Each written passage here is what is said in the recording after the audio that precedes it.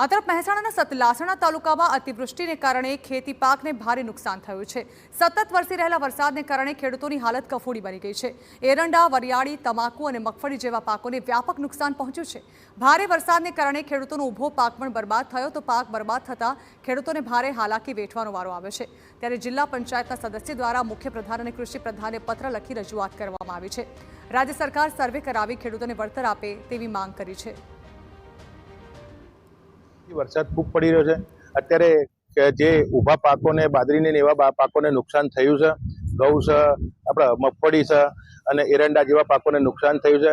એના અનુસંધાનમાં મેં લેખિતમાં મુખ્યમંત્રી શ્રી અને કૃષિ મંત્રી રાઘજીભાઈ પટેલ સાહેબને મેં રજૂઆત કરી છે લેખિતમાં કે ખેડૂતોનું તાત્કાલિક સર્વે કરી, ખેડૂતોના ખેતરોનું તાત્કાલિક સર્વે કરી એમને વળતર ચૂકવવામાં આવે અને બીજી બાજુ કે જમીનો ઘણી ધોવાઈ ગયેલી છે એનું પણ સર્વે કરીને ખેડૂતોને વળતર ચૂકવવામાં આવે।